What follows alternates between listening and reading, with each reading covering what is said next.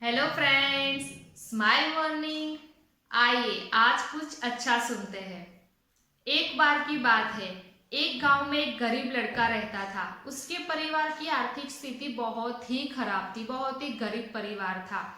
कई कई बार तो उनके घर के हालात इतने बदतर हो जाते कि घर के सभी सदस्यों के लिए घर में खाना तक नहीं होता था।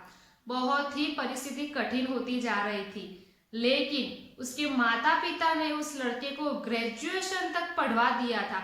जैसे तैसे करके अपने बेटे का ग्रेजुएशन पूरा करवा दिया था। बेटा भी बहुत होशियार था। पढ़ाई पूरी हो गई। पढ़ाई पूरी होने के बाद वह नौकरी के लिए इंटरव्यू देने के लिए शहर में चला गया। वो शहर में ट्रेन से गया। ट्रेन में जब दोपहर का खाने का वक्त हुआ तो सभी आसपास में बैठे सभी लोग अपना खुद का टिफिन निकाल कर खाना खाने लगे। सभी लोगों को देखकर लड़के को भी भूख लग गई। वो भी सोच रहा है कि सभी लोग खा रहे हैं तो आओ मैं भी खा लूं।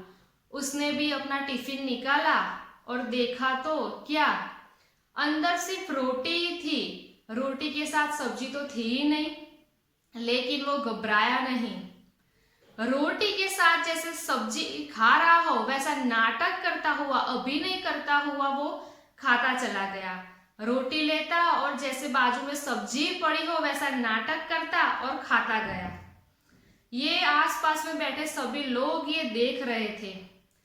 एक इंसान से रहा नहीं गया और उसने पूछ ही लिया कि तुम्हारे खाने में, तुम्हारे टिफिन में सिर्फ रोटी है और सब्जी तो है ही नहीं, तो तुम ऐसा नाटक क्यों कर रहे हो। इस पर उस लड़के ने जवाब दिया कि मैं सिर्फ सोच रहा हूं कि मैं रोटी के साथ अचार खा रहा हूं और ऐसा करता जा रहा हूं। तो इस पर उस इंसान ने पूछा कि तुझे ऐसा करने से क्या मिल रहा है, क्या तुझे स्वाद आ रहा है। तो इस पर उस लड़के ने कहा कि हाँ, इससे मुझे रोटी बहुत ही स्वादिष्ट लग रही है।